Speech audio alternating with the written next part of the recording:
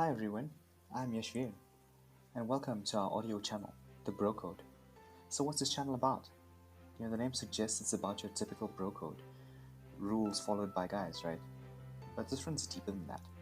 I guess we wanted to discuss how we have grown through life and how various situations have shaped us. By the means of the podcast on this channel, we hope to say something meaningful and impactful that perhaps you can use in yours. So please join us in this inspiring journey. We hope it helps you in some way.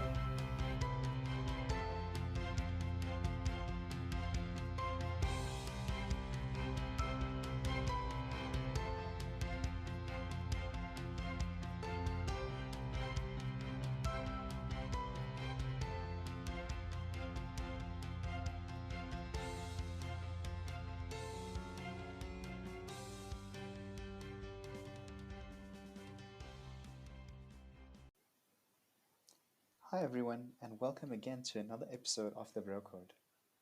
And thank you once again for listening in. And as always, we hope to assist you in some way. I have in studio today our regular guest, Prash. How are you, Prash? Good and yourself, my friend. Yeah, I'm doing incredibly well, man. Thanks for asking.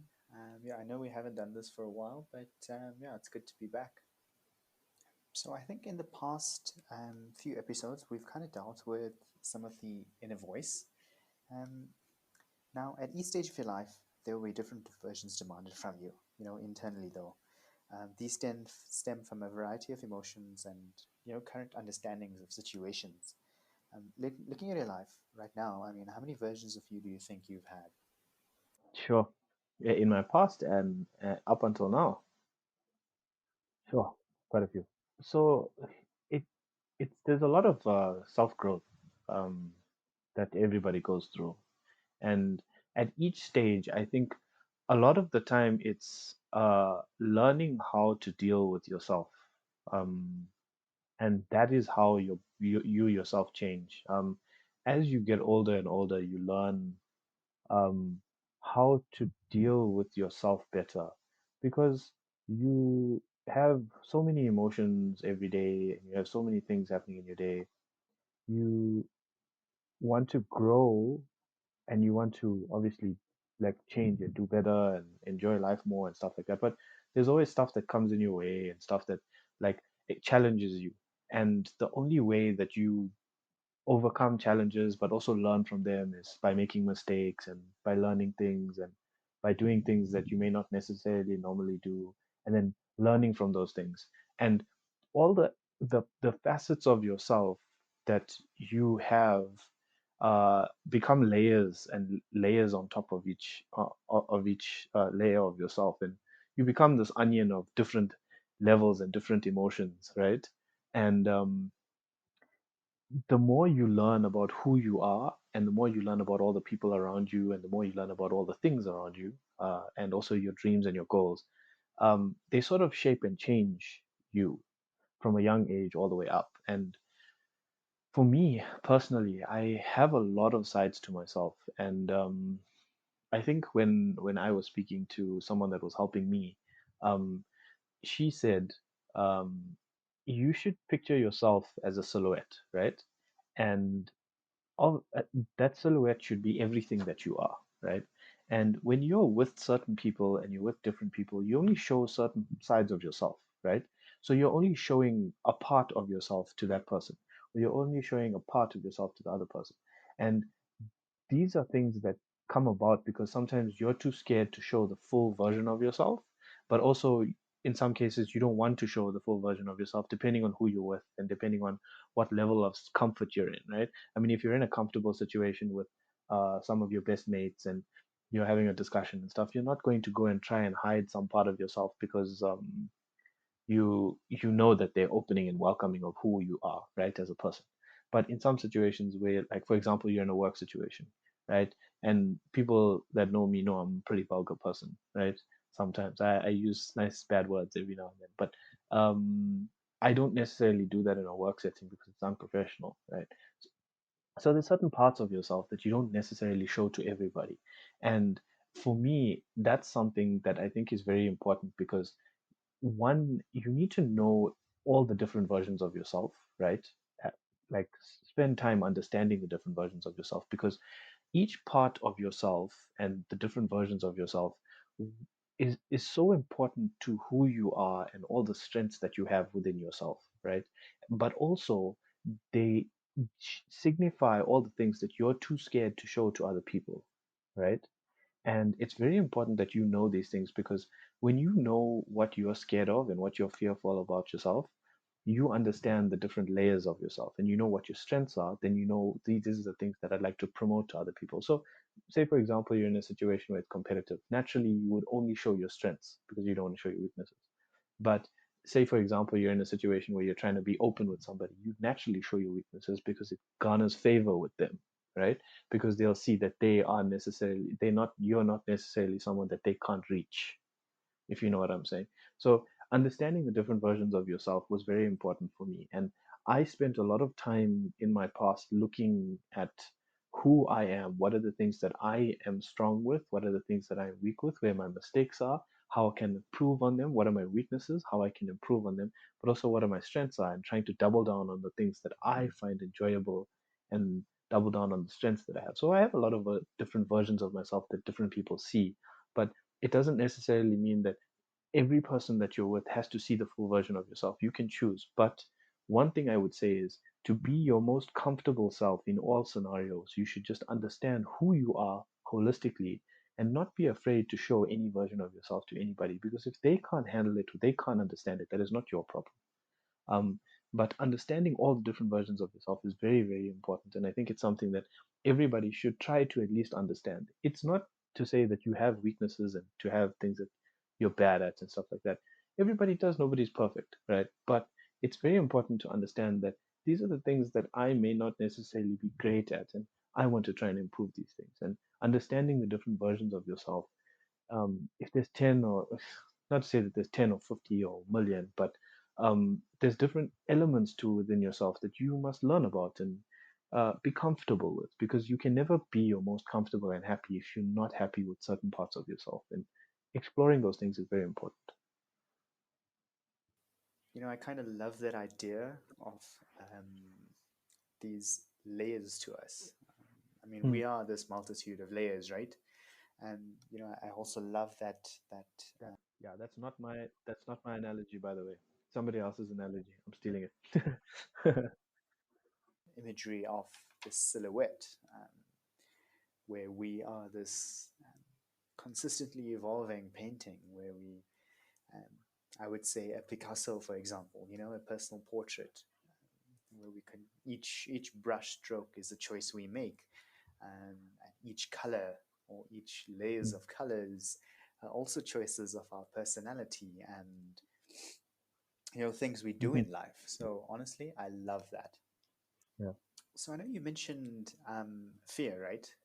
Why would you think that people would be fearful to show their authentic selves to others? Is there any malice there?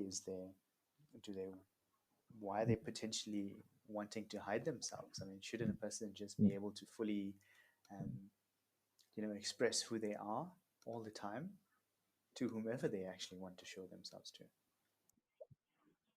So this is very important. So you, as a person, right, you know that there's things that you're scared of, right, and you know that there's things that you don't like about yourself. Say, for example, um, I don't like the way I look, right? As an example, right? I'm not saying that I do, but um, um, I don't like the way I look, right? So in every scenario, you'll try and dress a certain way, or you'll try to hide certain things about yourself. Or say, for example, let me use an example of teeth. Someone doesn't like their teeth, right? Um, you don't like that people can see your teeth when you laugh. So there's some people that cover their mouths when they laugh, right? Or they change the way they laugh so that they don't have to show their teeth, right? It's a similar concept. As say, for example, people you don't like certain things about yourself, like for example, the way you are in a certain scenario, um, or you don't like that you get very angry about certain things. Um, for example, say you have an anger issue, right? Um, not to say that it's an issue, but you have you're someone that has a shorter temper than most people, and a lot of stuff sets you off. Now, you don't like that about yourself, right? So you don't show every side of yourself to people so that they can't trigger those things, right? So for me, that's something that it's not necessarily the worst thing in the world, but there's certain people that don't like sharing every element of themselves because they feel that that's a weakness, right? And they don't want to show that. And I can understand that.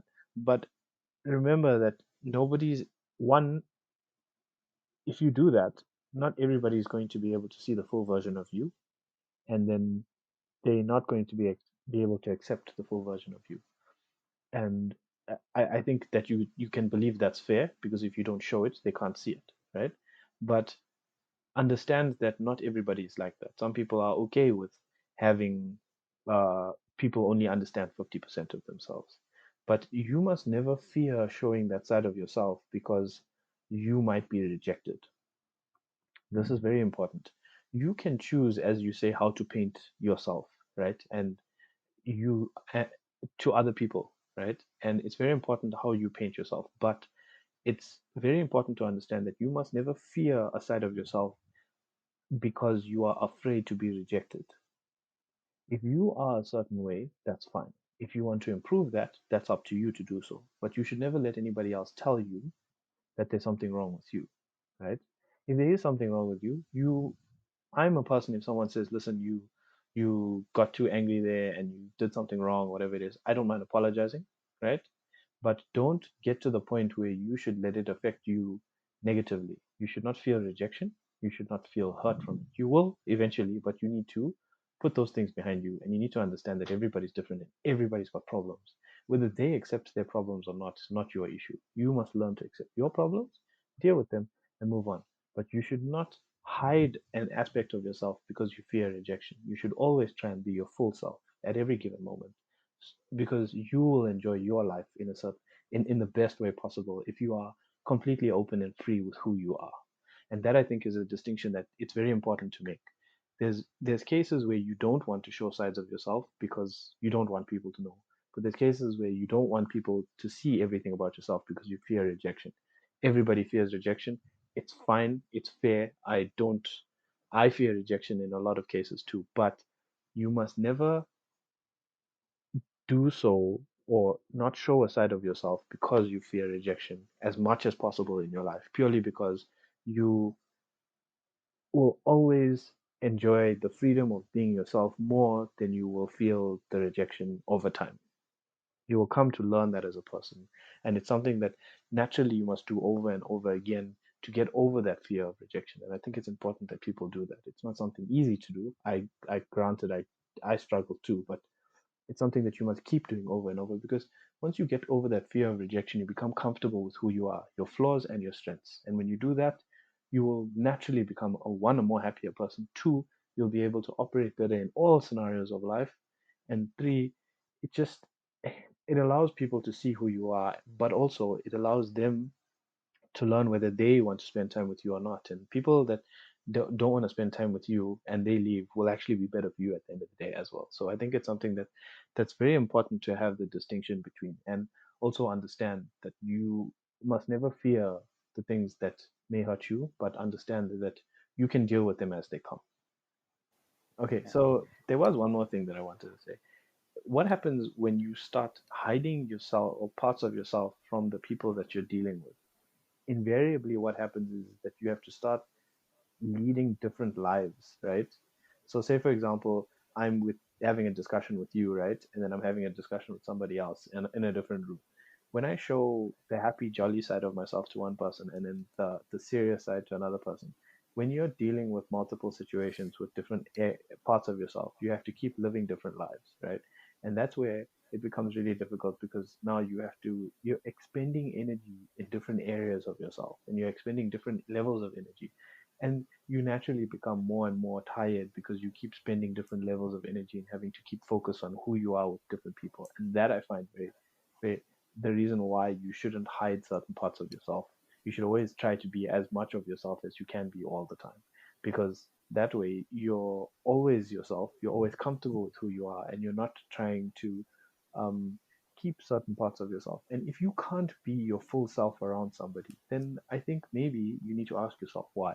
Is it because one, that person doesn't accept all of or won't accept all of me? Because sometimes you don't know what they'll accept and won't accept, or you don't want to show certain parts of yourself, which is fine. I can understand that. But if you're in a situation where you don't want that person to reject a certain part of yourself, then you need to ask yourself the question: is it better for me to reveal who I am and be the best me I can be in every situation, or do I need to be around this person who's not going to be accepting of who I am?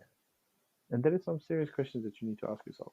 And a lot of relationships fail because people don't or aren't open and honest with who they are. And I think it's very important. Like I had this discussion with someone yesterday. They were asking me about people and, in relationships when someone is an ex or whatever and why relationships don't work. And I was like, listen, if people aren't open and honest with who they are, how can you be in a relationship? And there's a lot of people that are in relationships now that are only showing the best side of themselves, but not their whole self. And that it can break a relationship a couple months down the line when people realize who you actually are and they spend enough time with you and they realize there's certain parts about you that they never liked to begin with, but they never knew it because you never showed it, you know? So I think Hmm. it's something that people need to keep in mind, and you always want to be the most honest and open version of yourself. Well, the Um, most authentic version of you yeah, there is out there, really. but it's difficult to do so. So It's I'm not like going you to said, hold. Yeah, yeah, it's too time consuming. It's like energy too consuming. the Yeah. energy consuming to like Mm. be this way with one person and this way with another Mm. person. Mm. That's I mean that's crazy, man. Like we said, we can't judge people for wanting to do that. Their reasons for doing so Yeah, is there yeah, could sure. be a multitude of Yeah, them for doing so. So yeah. I you would know, just say I try to be as much of myself as I can in every scenario, yeah, because uh, I don't want to have to try and live more than one life. It's too yes, tiring. A life is too short for all of yeah, true. I that. get you. I totally agree. Yeah, yeah. But it's difficult. Okay, It's yeah, difficult. I think it's difficult. It's not easy. I understand. no, 100% agree with that. Um, so now there are, as we mentioned, like there's tons of versions, there's different layers of us. Um, so what happens to those older layers or those like as we create our silhouette and we paint over different layers? Mm. What happens to those old layers? Yeah, so they don't go anywhere. They still are there as part of you. And this is the thing that a lot of psychologists and stuff have to deal with when they get a new patient. You know, um, they have to understand what the root causes of all the people's or the person's decision making is. I mean, your decision making changes all the time, but the root reason why you make a lot of the decisions in your life and you do a lot of the things the way you do them in your life is because from an early age you've learned certain things. Um, and it's not to say that you've been taught incorrectly or correctly, it's just the circumstance that you had. I mean, people that were naturally poor as children either go one of two ways generally. They either end up becoming very thrifty people that save a lot of money, even though they don't buy things to please themselves. Or when they get a lot of money, they spend a lot of it because they feel that this is the only time that they're going to have that money. For example, as this is just a standard example. Um, and it's the decision making that is predefined by those inner layers of yourself. As people say, as a kid, like people learn the most when they're smallest, and that shapes you. So those inner layers are the most important layers because they are the foundation of everything that you are, and everything that you do and decisions that you make are built on those things. So if a lot of your emotional baggage that you have in your life comes from those initial layers, so when you say those older layers, I wouldn't say older layers. I would say the foundation of your personality, and that for me is how I see it personally. And I think it's something that I don't see it as onion layers. I see it as foundations of personality as you grow older, like a pyramid. The more you grow and the more you add, the bigger the more dimensions of yourself you have. But when you um, when you have those inner layers, it's important to understand why you make decisions and how you make decisions and where those decision making trees stem from. It's important because it can affect how you do things in future, you know, how your decision making is in the future, and it also affects all the relationships that you have in your life. Some people have very uh they have relationships where they are very, very dependent on other people, right? It's because they've naturally been dependent on um in their younger ages, right? And they haven't found that there's a strength within them that they can make and do things on their own. They've always been dependent, so they seek dependency as they grow older. And that's something for me that you need to understand about yourself. If you find that you're dependent on a lot of people, I'm not saying it's a bad thing. I'm dependent on people as well in my life to not necessarily make me happy, but to that I like to have as part of my life. And um, but understand where that dependency comes from and how it changes the way you do things. Sometimes it can cripple you. And um, as a person, I would say learn about yourself and learn about what your dependencies are, but also where your foundational strengths are, and maybe build on those. I don't know if that helps with the question, but that's how I see it. No, it definitely does. I mean, like you said, it's your basic building blocks Yeah, until who yeah, you are now, yeah, right? It's doesn't go away. It's not destroyed. mm, It's accepting um, those versions of yourself which mm, have taught you some things, mm, um, and just moving forward from there. I think then this also deals with kind of awareness, right? Your self awareness of those particular versions of yourself and of those different building blocks that brought you to this point now. mm, Um, Basically, being aware what current version you are now. mm. Um, so, what is that? What is that? How do you um, how do you now become the self-aware being that Mm, knows, mm. okay, cool, I have these many experiences from my past. How do I now dissociate, or use that past experience in the current version that I am now? Like I know we speak about self-awareness, but Mm. you obviously need to have some things like that in order to differentiate between each building block. It's okay. So this is to do these things. It's not easy here. It takes a lot of work, right? To first, like talking about foundational building blocks and the bottom of someone's personality and breaking into those molds and understanding all these things. Some people take years to figure these things out. Some people take years to realize that stuff that they felt they needed to do and they felt bad about was because it was an underlying thing that their parents put into them that they'll never ever realize unless they spend time with maybe a psychologist or they sit and think about it and realize it for themselves, you know? Um, and to become aware of these things, but also, I wouldn't say dissociate, but to accept and either change or develop. Because dissociation naturally, I understand awareness requires some level of dissociation, but um, dissociation for me is something where you are rejecting in some way what it is that you have within you. And I think that's something that's also a bit dangerous. So I think for me, it's accepting who you are and what you've done, but also accepting all the limiting beliefs that have been put on you and placed on you, right? When I say limiting Mm-hmm. beliefs, I mean stuff that, as an example, your parents have put on you. With Indian kids, especially from where you and I are, we always have to look after our elders and look after our parents as we grow older, right? And that's something that's been ingrained in us from young, and it's a limiting belief that's been put on you. So you naturally may not travel overseas or go live overseas because you don't know whether you can still look after your parents as they get older.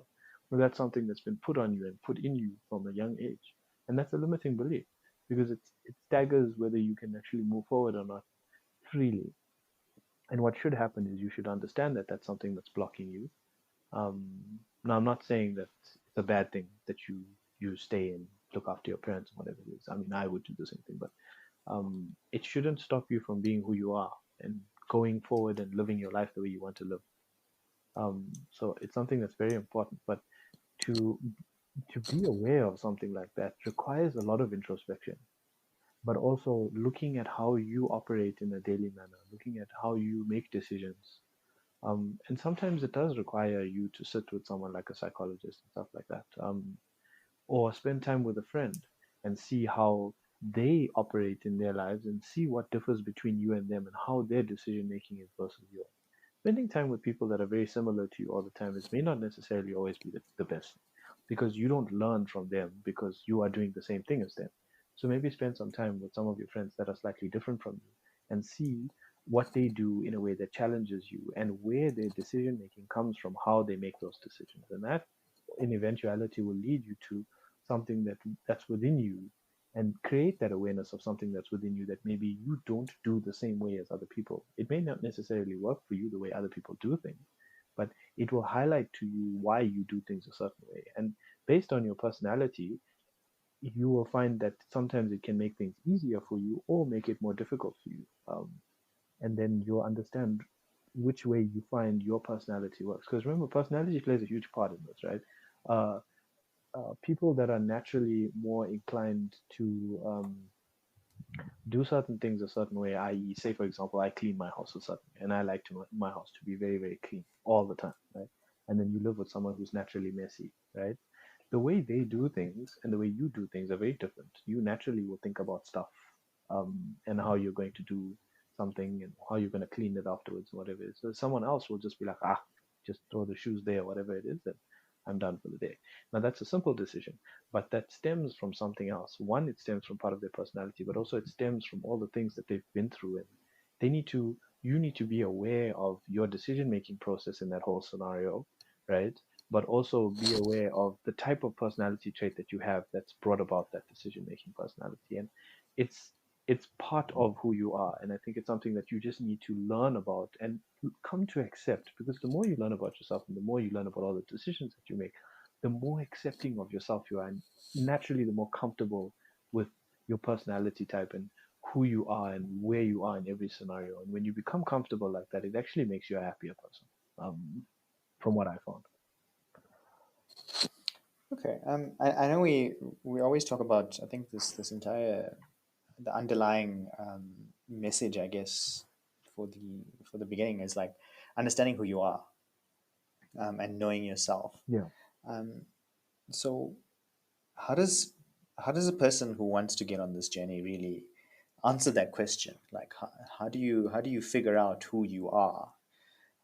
How do you mm, introspectively turn to yourself and look yourself in the mirror and ask yourself these hard questions, and and things like that? How does a yeah. person actually do that?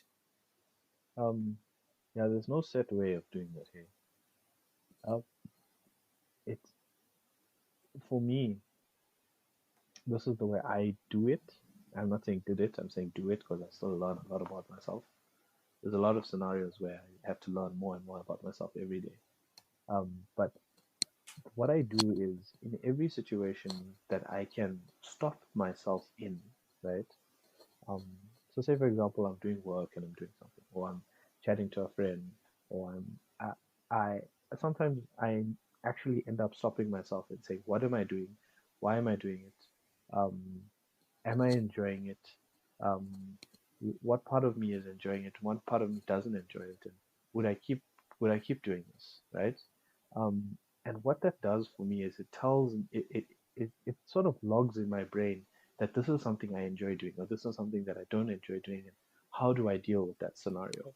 And that for me is a starting point, because it essentially brings about awareness of what who I am and what I'm doing, right?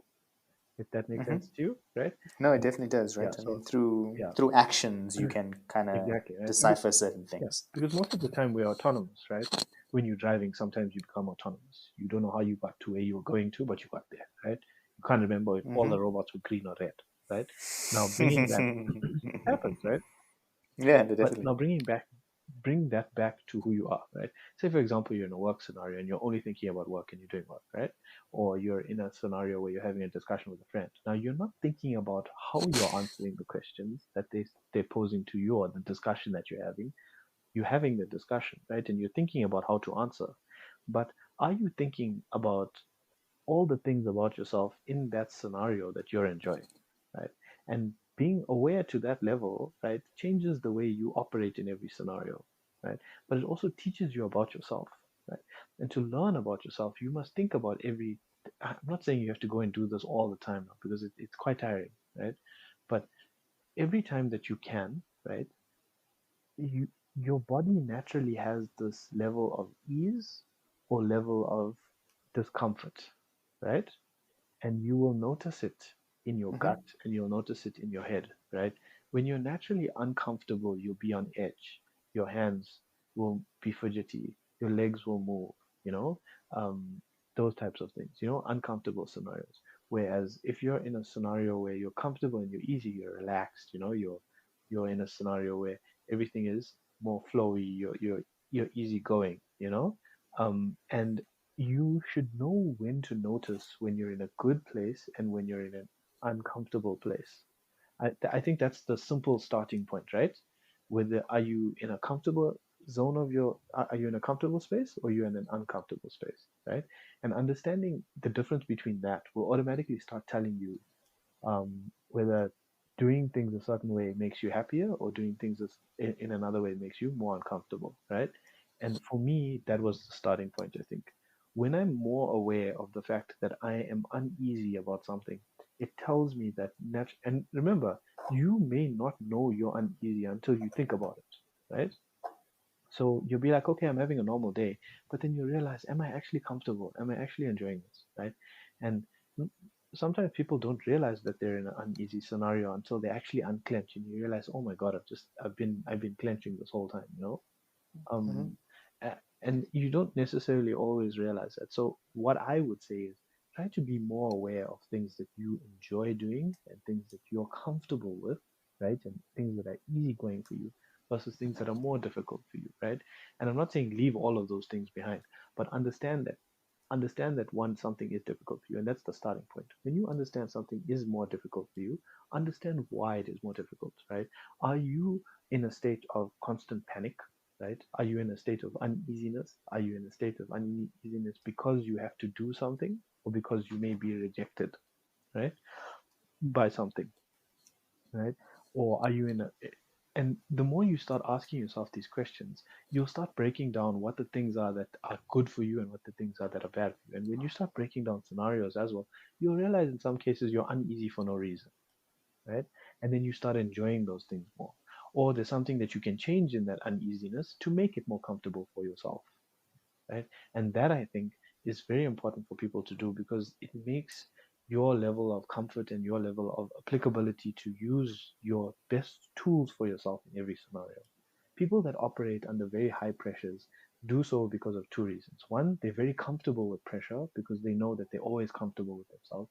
Or two, they work really hard and really fast in those scenarios. And who do you think is more better off in both those scenarios? The person that's more comfortable with themselves naturally, or the person that's working very hard in a very stressful environment?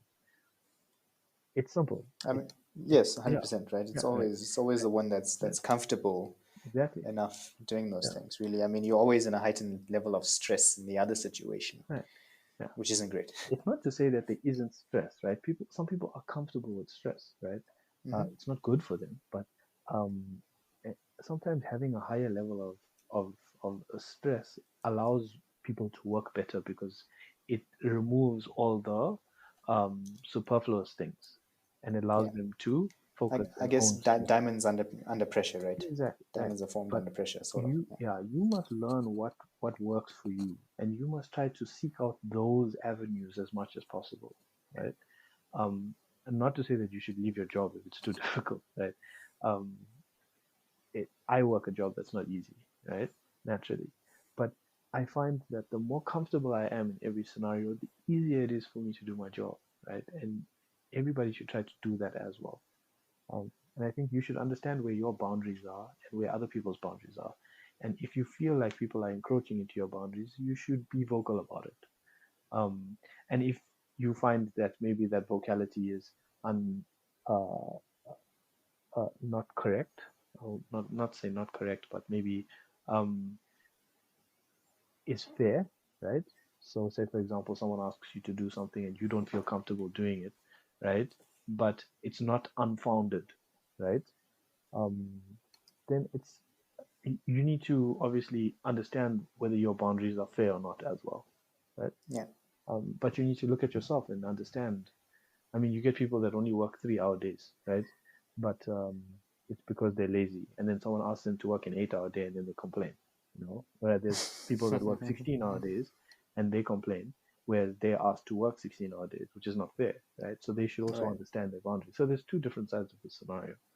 And if something is not allowing you to be the best version of yourself, ask yourself why and see if you can deal with that problem. And that for me, it's always about ease and discomfort, right? And the more I go to areas of ease, right? I'm not saying things are easy. I'm saying I find it comfortable to do something, right? When I stay in areas that have more ease, right, I find that I am a happier person and I live an easier life naturally. I don't know Okay. if that answers the question. No, it does. I mean, so you mentioned finding situations that help you understand yourself, right? Help Mm-hmm. you understand whether you Mm. feel a happy emotion, whether you feel the sad emotion in this, whether you feel this and that and that. Yeah, It's also, being self-aware of that emotion as well, yeah, being made aware of, do I understand this emotion? Why is it happening to me? Because I put myself in a situation. yeah. Am I uncomfortable in the situation and things like that? Mm-hmm. um, and there are many emotions that affect us really at any given point in time. I'm just going to throw out some here that I have down, Yeah. like happy, sad, Mm. pride, ego, Mm. jealousy, and Mm. etc. um, so with each of these emotions, what do you think their effects are really on our internal state, Oh, and actually, which one of these actually help us move us forward, and which one of these really are detriment to us? sure. That's I mean, ego, pride, happy, sad, jealous, yeah. and etc. So There's a those few are of them, there's right? there's a lot of ranges of emotion, and they affect Yeah, people very differently. Um, yeah. and it's different to each person. I mean, some people have this range where just being slightly agitated can affect their health um, drastically in a negative way, you know, where some people being slightly agitated increases their metabolism um, because they start fidgeting and they start stressing, you know, and stress. Some people stress eat and gain weight, and some people stress and lose weight, you know. So it's Don't really we wish? Don't I wish that was the other way? I put myself in massive high stress Damn it! scenarios with my agencies, right? Um, you develop I a would have all the Pringles in the world. yeah, you lose weight, but you might develop a coronary. So you don't know. Um, but for me, it's if you listen to like, there's a lot of people that speak about how your emotions control your health, right? And a state of ease versus a state of dis-ease can change your health positively and negatively. And you hear about all those cases where you get people that like recovered from cancer because they believed they would, you know. Not to, I'm not knocking it because I don't know if it's true or not, but um, emotions play a huge part in how your body does things. And the more you understand things like um, being in a good mental space naturally progresses your health and um, your inward stability uh, is very important to it's remember you control your emotions, right?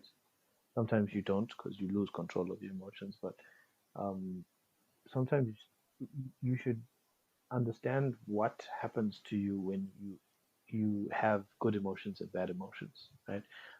As an example, people sometimes when they're angry or disappointed, you know, they don't want to eat, right? Or someone that gets upset a lot has an upset stomach. You see how that affects your health, you know? Um, and sometimes when you're happy, you end up overeating because you're enjoying it so much, you know? And it can naturally affect you in a positive or negative way in every scenario, right? What you need to understand is not allowing your emotions to overcrowd and over control what it is that you're doing. And it's difficult. I mean, it's probably one of the most absolute difficult things to do because we're people, we're emotional, right? Yes. Naturally, we let emotions control us. But Hmm. what you want to do is understand that you have an inward stability, that comes as part of yourself. And having emotions can change that very easily. But you also need to be aware of the scenario that you're in, right? And it's not to say that you need to control everything. You don't, right? What I'm saying is that understand what's going to happen if you're a very happy state or you're in a very angry state. And when you understand that about yourself, you'll naturally gravitate towards being in a more comfortable state because even when you know you are angry, you know that you have a tendency to lash out, right? If you are an angry person that lashes out, right? But if you know that, right, you won't necessarily lash out as much because you'll realize that I have a tendency to lash out. Let me calm down, right, and then deal with the situation. And you find automatically that brings your inner stability back to some level of center. When you have that level of center, you don't necessarily suffer from all the ailments of anger. You know what I'm saying? Mm-hmm. Yeah. So it's nice to be aware of that, but that takes a lot of time to develop, and it takes a lot of time to understand, and you literally have to spend time with yourself. And something that someone did for me, I think, was the best is there's three areas of yourself which you understand uh, is your center, right? Whereas everybody feels that like the center of your body is your center. That's not true. Some people feel their center in their head. Some people feel it in their heart, and some people feel it in their gut, right? You need to ask yourself, say, for example, when something really good happens to you, where do you feel it, right?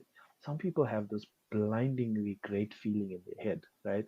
And those people naturally want to cry more because, they lose, they, they enjoy it so much, that wave of emotion takes over their brain completely, right? Some people feel it in their heart, right? So they naturally want to um, express themselves from the center of their chest, and some people feel it in their gut. Like when you are extremely happy, your entire stomach and stuff, you feel it rising, you know.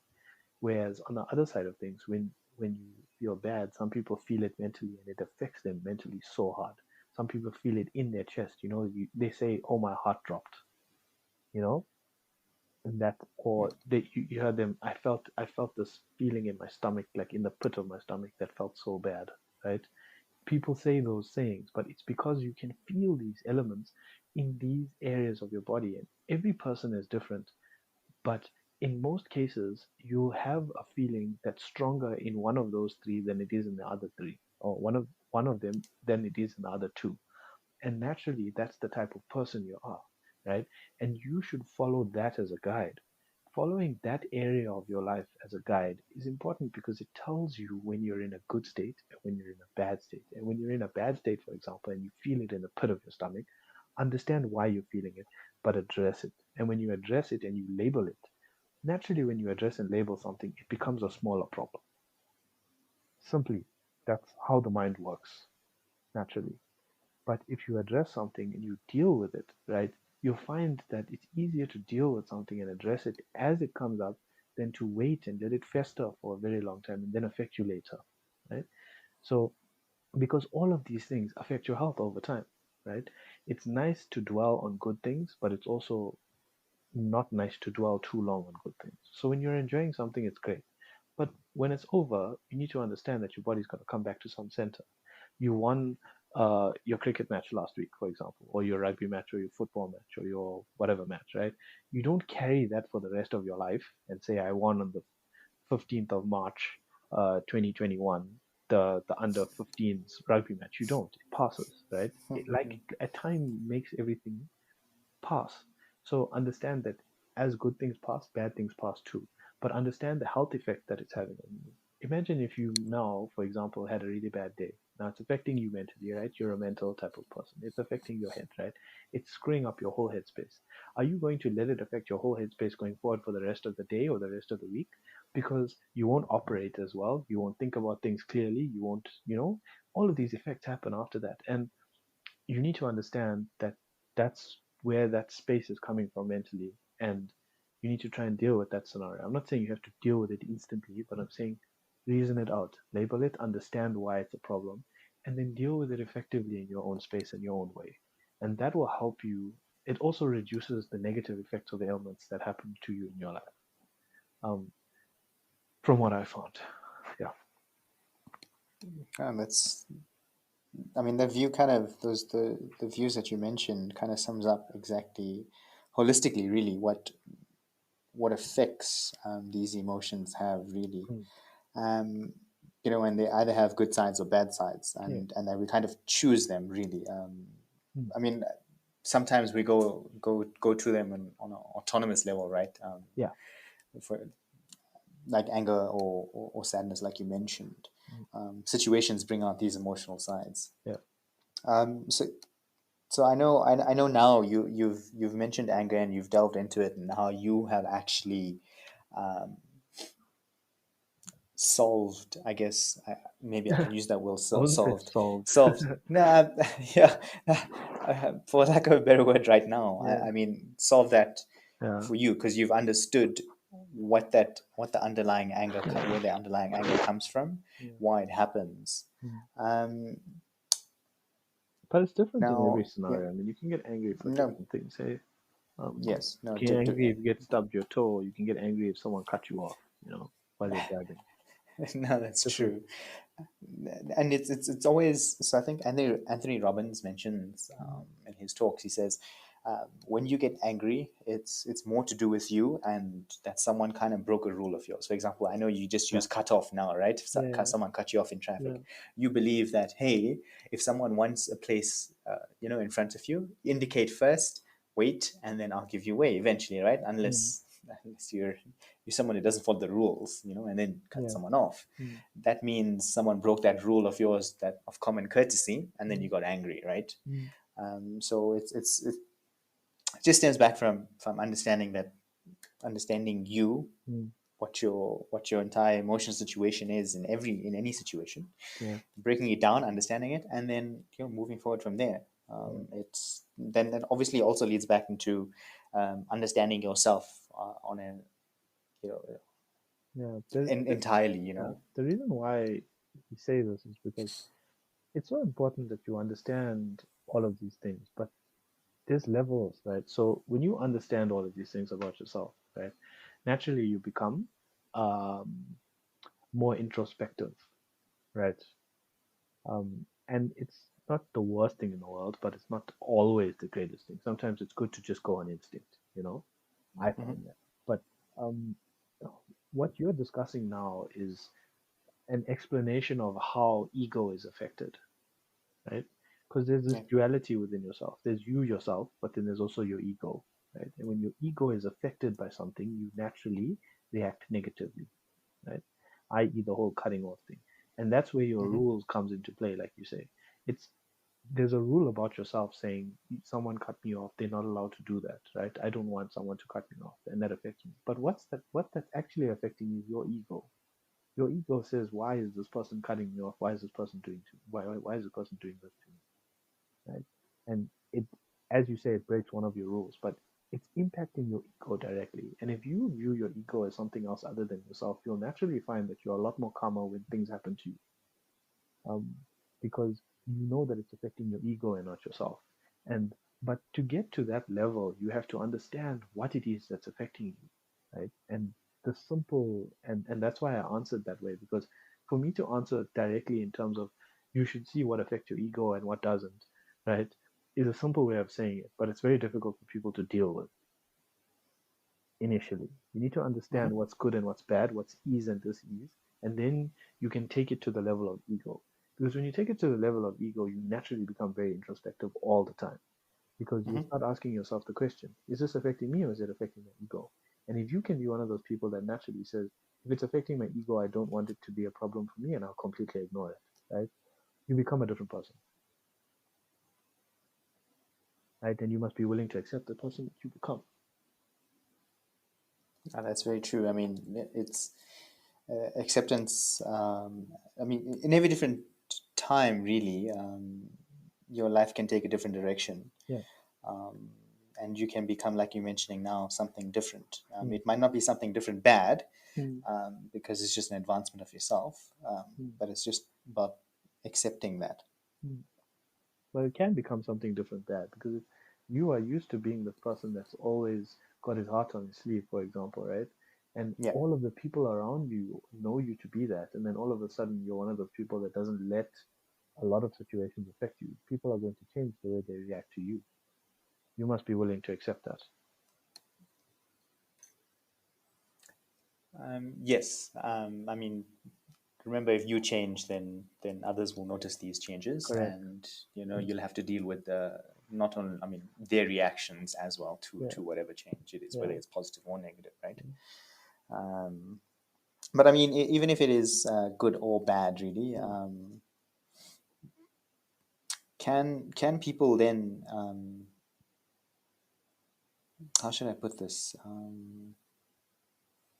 I wouldn't say judge, right? Because it's not that they judge you. I mean, your closest people will let you know that there's some things that have changed within you, right? Everybody judges, Well, right? This is something that I don't understand why people don't understand it. yeah. Everybody judges everybody. I will judge my parents will judge me, I will judge my friends will judge me. You have to understand that there's judgment all around you. You need to understand whether you want to accept it or not. And can you deal with it or not? Everybody is going to judge you and you are going to judge everybody. That is how people are.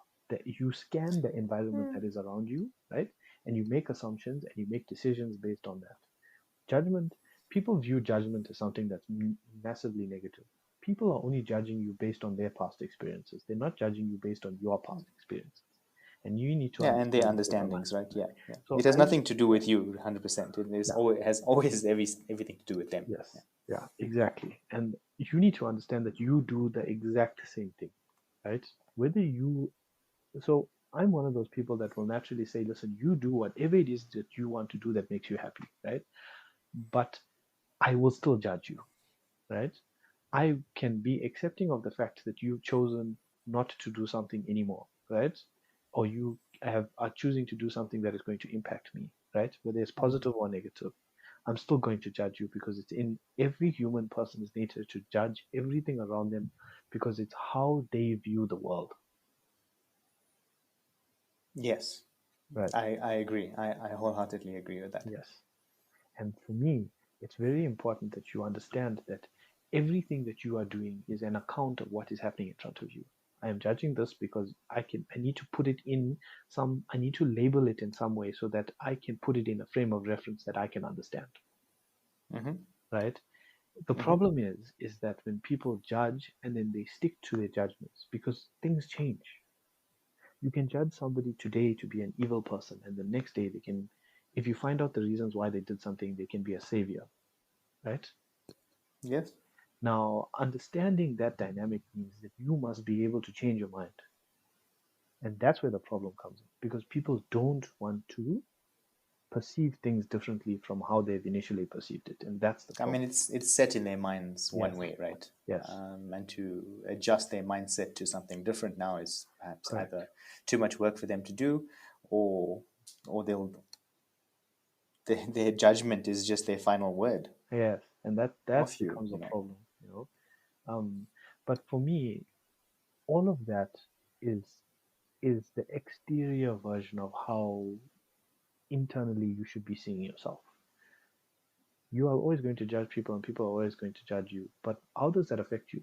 What you should say, what you should see and look at yourself is how does this affect me? Does it really impact me in such a way that I can't still be myself? Even I think in one of the first comments you made, whether someone else is accepting of you or not, isn't your problem, right? Yeah, It's more to do with them in essence. You just live your best life in whatever way you think it is, and if someone else isn't accepting on you, then you I think you mentioned, um, do you need to evaluate whether they need to be in your life any longer, yeah, but that sort of thing. It's difficult because of limiting beliefs. I mean, say for example, we're talking about a child and a father, right? Yeah. In this scenario, the father wants the child to be a certain way, and the father judges the child when the child doesn't do something. The child, if they don't have this understanding, like you're explaining now, right? They're always going to be like, I need to make my dad proud. I need to make my dad proud, right? But if you grow up and learn that, yes, you want to make your dad proud because he's your dad, right? But that doesn't mean that if you did something and you did the best that you ever could have, and he's not proud of you, there's something wrong with you know? And Mm-hmm. that's very difficult for people to swallow and deal with because of limiting beliefs. They believe that they must do what they're doing to make their parents proud, for example, right? And that's a big one for most people because your limiting beliefs come from your parents in most cases, right? So you need to learn that that's not necessarily something that needs to happen. You can still make your parents proud. I'm not saying don't do that. I'm saying understand that it should not have a bearing on how you view yourself and how you view the world. And that is very important.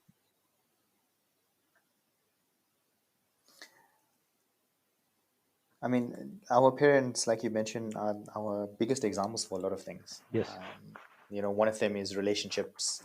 Mm. One of them is, like you're saying, understandings of life. Another one is lessons of life as well, Mm. and things like that. So I think not everyone might have that. No, it's very difficult. I mean, It's you very have to difficult. I mean, if go through a everyone's lot. childhood situation is different, I mean, the Yeah. relationships are always different. Mhm. If they come from homes which never had certain things in place Mm. for a person's growth, then some of this won't come through, right? Mm. Yeah. You might find people are emotionally dead purely because it's not because they don't want to be emotional people. Mm. It's just that they never had great examples of No, this open when they were growing emotional, up. So yes, open so they wouldn't emotional know pain. about, Yeah. yes, that sort of thing. Mm. So it's on one at one point it's not like we blame people for not having these upgraded emotions within Mm. themselves. I guess later on in life you need to realize perhaps then that um, wait, there's a whole color of of the rainbow that I'm missing. Yeah. I'm just the color blue, but there's so many different colors That out you there in can the rainbow. explore. Yes. Yes, that we can actually explore. Yeah, Mm. that Yeah. sort of thing. But then the onus is up to the person then to explore the inner emotions and how Correct. it affects and Yeah. how to move themselves out of that. Yeah. So I think you, Experiencing new emotions is yeah, always difficult. no, it is. I Mm. mean, I'm gonna stereotype here and just say, especially for guys, Yeah. because some people have the emotional capability of a brick. Um, no, it's true. It's true. Yeah. If sometimes we look within our own crowd, our own inner circles, we can find people who are just bricks, you know. There's always that one But person. yes, but it's a sad generalization. But guys in general don't have that emotional span Yeah, but we should not that judge I would those have liked to. people. Those people should not be No, judged no, though. no, no, no. They I'm they not saying I'm experience that. judging any of Yeah, them. yeah, I'm yeah, not sure. saying. Yeah, sure. I I'm just was. I would say. I'll be honest, and I would say I was perhaps an emotional brick as well. Before changes, I acknowledged that I needed to make changes within mm, myself. mm. Um, so I can't judge anyone. I mean, I was the glass house. You So I forget that couldn't throw stones. everybody at some stage was like that. So it's Yeah. just developed differently in different people Mm-hmm. and different I, times. Yeah, mm-hmm. yeah. A while back, I think a while back, you mentioned to me this triangle of inner workings. Yeah, So, yeah. I'm trying to on remember what our, the points were of the triangle. if you can remember them, Mm, we can have a quick one about them. mm, So the triangle of emotions just basically how does it relate to we're dealing with our emotions and our inner self and mm. our inner conversations as well. What is this triangle of inner workings and what does it do for us? So for me, it's this. Trying to remember how I explained it, but Hmm. there's your emotion.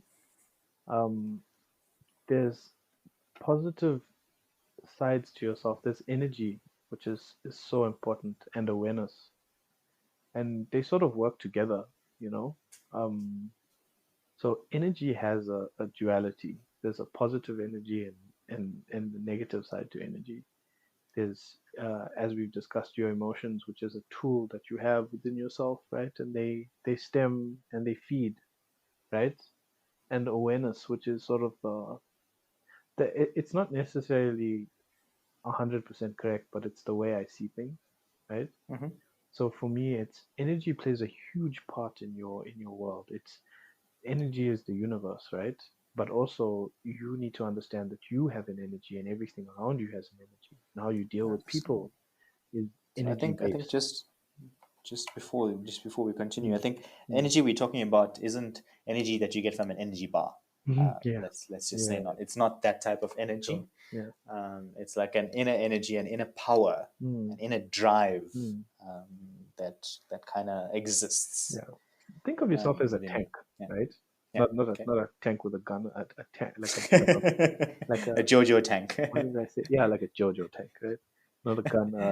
What's the tank? A cannon, right? Not a Sure. tank with a cannon, Sure. but Sure. a Sure. tank Yeah. is like something that can hold Something to a storage like a vessel. bottle, like, yeah, like a storage vessel, right?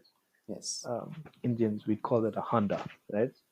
But what I would say is think of yourself as that, right?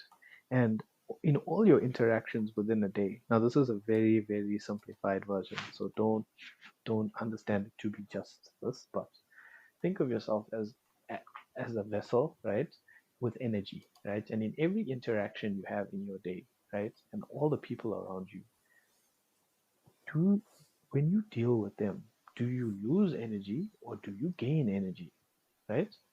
And if you have discussions with some of my friends like Dean and whatever, when when I have a discussion with Dean, I always gain energy, right? I will always gain energy because that is the interaction he and I have. No matter what we're talking about, we are sharing stuff and energy is gained. You feel more full of life and full of energy when you deal with certain people, and you, with certain people, you'll reduce or your energy levels will reduce because you are spending time putting energy into them, right? Or putting energy into that situation. And there's a line between, people say there's an introvert and an extrovert, right? An introvert Hmm. will go to some, I think Simon Sinek said this, or he got it from somewhere, I don't know where he got it from, but he explained it and I enjoyed this version of it. When an introvert goes to a party, right, and they come back from that party, their energy tank is empty because they've expended all their energy, right? They're naturally an introvert, right? An extrovert will go to a party with an empty vessel and leave the party full of energy, right? So Hmm.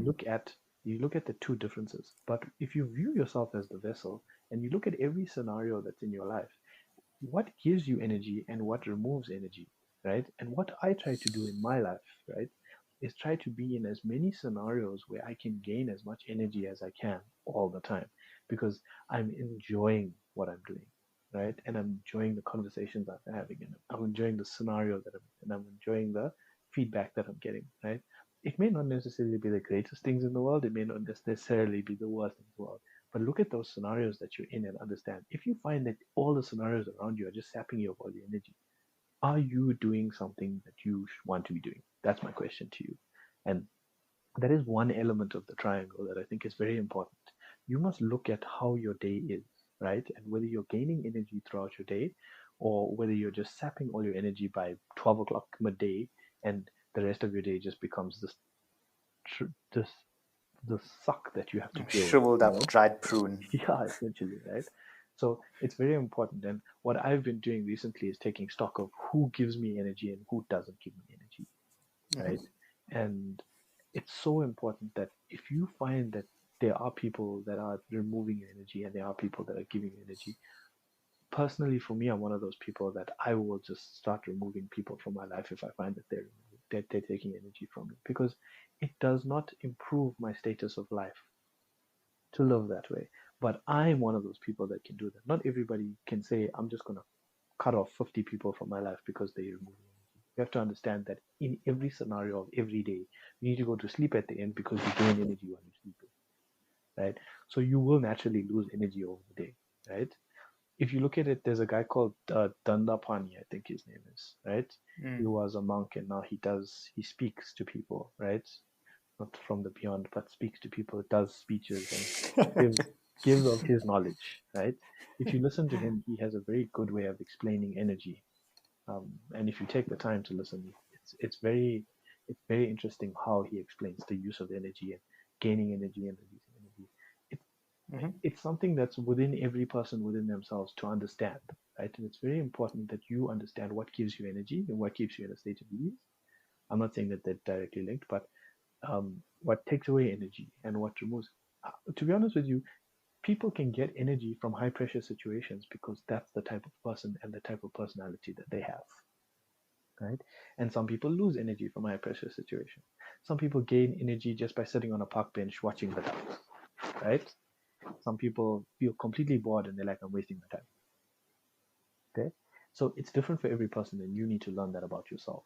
So maybe that's another way you can learn about all the things that you have within your life. But the underlying evaluation of this is to be aware of what is taking your energy and what is removing your energy. And that's another angle of the triangle, right? You must have that awareness of yourself, right?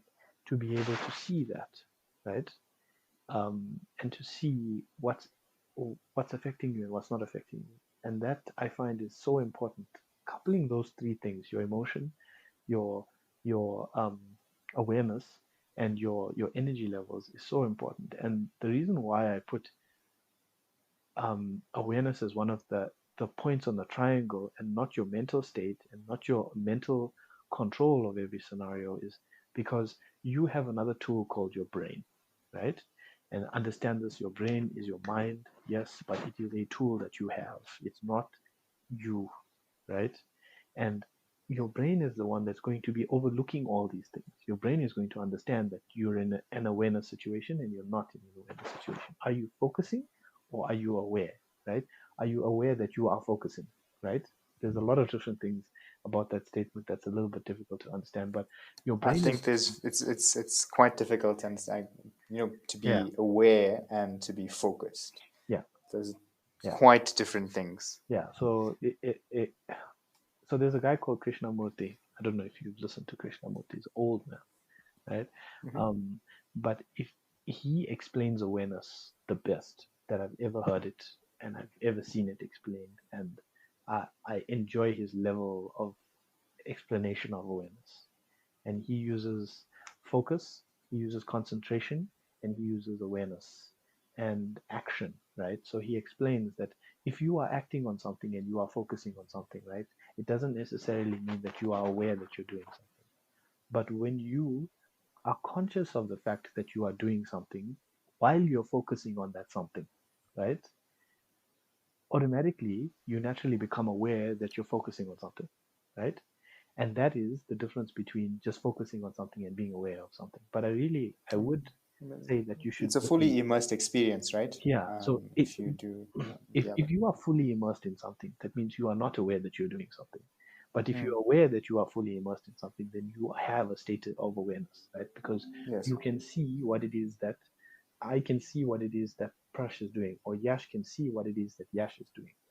But that hmm, doesn't mean you lose focus. It means that you are aware that you're doing something, hmm, right? And that's where awareness comes from. But the only place that happens is in your brain. You need to tell your brain to do that, right? Or your brain needs to tell you that this is happening. So your brain hmm. oversees sort of all of this, to me, right? And I think it's important that you evaluate these three triangle portions of your life and understand that that's how I deal with myself on a daily basis. And I'm not constantly trying to be aware, right? It's only in moments within my life that I do that. And when I find that I'm uneasy, I realize that I'm uneasy. But it takes a lot of practice. It takes a lot of time to become that way, right? And to understand that about yourself. And there's a lot of times where I go through the uneasiness um, because it means I must do something that is part of my life. But you become accepting of certain things within your life, and you do them because you're not forced to do them, but you do them, right? So it's choice. But yeah, I think that's how I view when we say the triangle. That's how I view the triangle. I think it's a good way to kind of understand, in a visual way, I guess, to understand where your energy goes. Mm, mm, I guess we can draw arrows to and from energy, to say we either gain or deplete yeah, it. yeah, And we can either gain, and the awareness part and yeah, consciousness part of this entire thing, yeah, that you need to be cognizant of this, that always happens, this constant drain and gain, yeah. that kind of happens on your, Mm, on your main point of energy there. mm, So I agree. I mean, and in all these, I don't know if you like these all these meditation photos, you kind of always see like when a person is sitting folded, what is Legs. this? Yeah. Legs folded inward Mm, mm. and hands on knees, wherever. It's always in this like triangular shape, right? Yeah. If you think about it like this, Yeah. that there's Buddha and it's like a Mm, triangle. mm, So mm, if listeners, you can visualize that, mm, that's kind of what we kind of alluding toward here, mm. when we say this inner workings triangle. For me, I'm one of those people that naturally takes stock in his life every couple of months, right? So I'm, yeah, yeah, yeah, but I'm very destructive in the manner I do things because I break.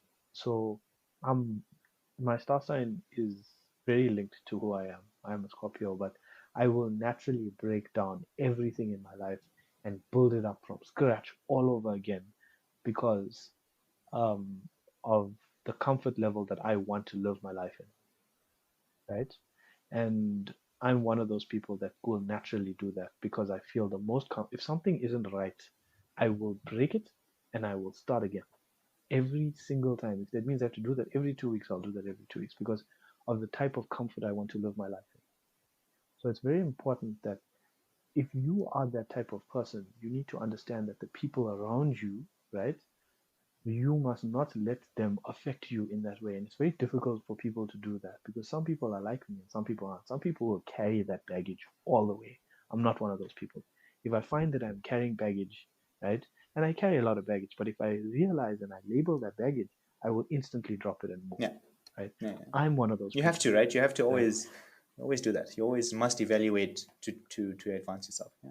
Remember, it's up to you, dude. It's up to, Yeah, like you said, yeah, energy wise. If someone drains energy, no matter who it is, I keep telling people, like I keep telling yeah, people on the side, I don't care who it is. I don't care if it's your own mother. If she is not, you yeah, either have positive yeah, net yeah, effects in yeah, your life or positive yeah, negative effects. Sorry, someone who adds value or doesn't add value. Someone does not add value yeah, to help.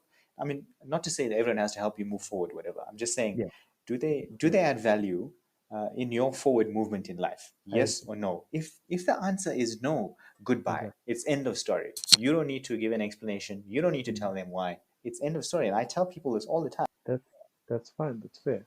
Um, and I couldn't agree with that more. I enjoy that level of thinking. I just like to say it's always very well to be prudent to evaluate this scenario often. You know Yeah. what I'm saying? Because we forget that people No, change, right? monthly, daily, we see it. We detect it, right? Mm, We energy mm, beings now. I would say, like mm, we're able mm, to mm, detect when someone is dragging us down or not mm. dragging us down. We Definitely. feel Mm. sluggish. We feel Yeah, lethargic. We feel not cool. yeah, We feel that, and yeah, that's not a nice yeah, feeling to feel. And so, if you remove yourself from that yeah. situation and you feel better, guess what? That situation is not needed anymore. Exactly. Yeah.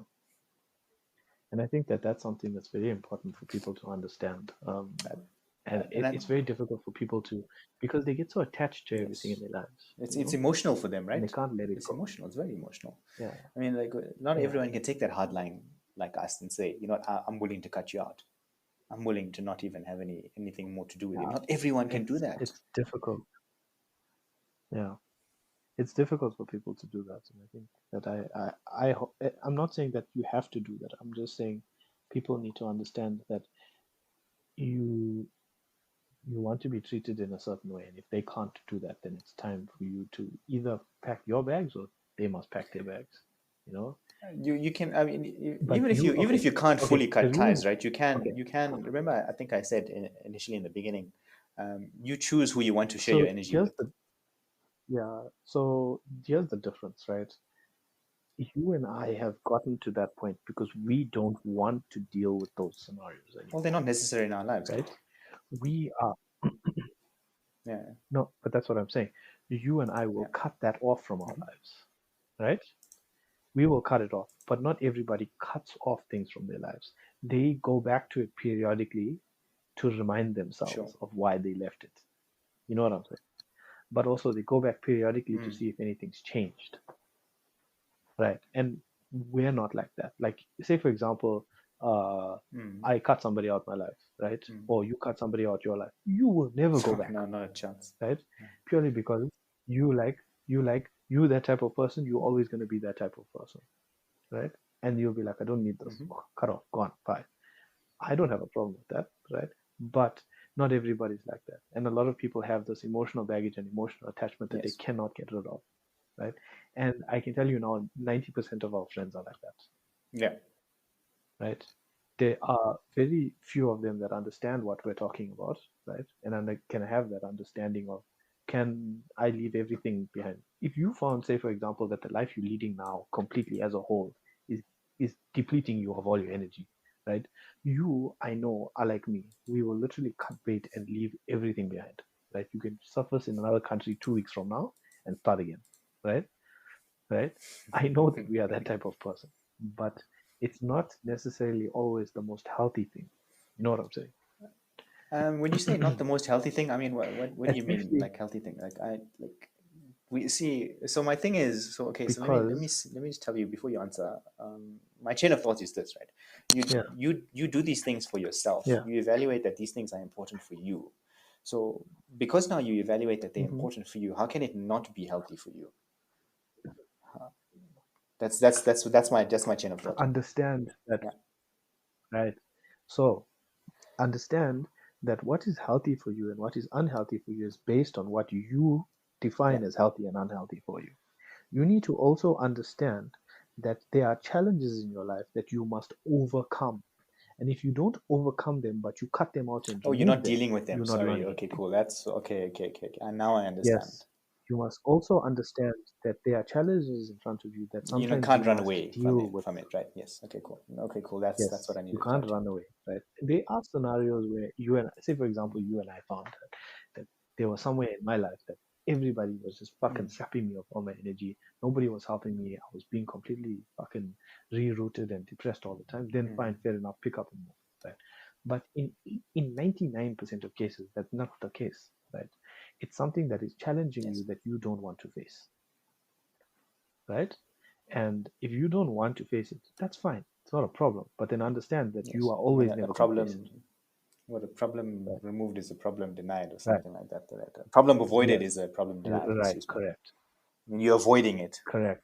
But also understand, yes, but learn whether that problem is something that you've created or that's something that's been created on you and whether you need to deal with it or not. True. I agree. Yeah. Yeah. Right. You must deal with it, right? But whether you need to solve it or not is not your problem In some in cases, I some mean, cases. Right. And that is it's important. either remember, like you said, there, if something happens to you, then it's not Yeah. something you controlled in the first place, or you can control. So I Correct. guess your Correct. evaluation in an off situation goes back to just exactly what you just said, whether you have to deal with it or not. Yes, exactly. But yeah, but you must always identify correctly whether you are the one that's not dealing with it or it is something Yes. that you cannot fix. And that I think is the danger element because of the of the of the mental side that you and I see it compared to a lot of other people. A lot of other people don't mind having this negative side in their life because it either Gives keeps them them in check stability or or gives it them reminds some them comfort or or whatever, or or yeah, yes. like some people are naturally masochistic, right? But I used to be like that. It's not funny. I used Well, to you be like like the that. I pain, used right? to I mean, we enjoy. enjoy. Yeah, I enjoy yeah. the pain, right? I used to be like that, but I realized that's not what I want to be Hmm. anymore, right? But um, being that type of destructive person to yourself, I'm not saying destructive in a negative way, but deconstructing things and reconstructing them so it's better for you, right? Understand that you are not building it on a false base, No, you're breaking it down. because You you come, aren't you breaking yeah, it down. Then, yeah, like you said, when this whole conversation started, you yeah, said you're you breaking come it in, down to your like the basic building blocks. But that basic building blocks is yeah, your truth. If you are building from your truth, it can't be right. wrong, right? Right. Here's the problem with your truth, right? Understand that your truth is fair and it's to you, right? But understand that is your truth dealing with the scenario? Because the next time you come across the same scenario, you're gonna have to start Mm. again. Mm. Understand? So you build the base, understanding that this is your character and your personality, right? And who you are and what it is, the 10 things that you are like golden about, Mm. right? That will never Mm. fucking change. But understand that in all of those building blocks that you have, it's important to ensure that you are dealing with the issue at hand,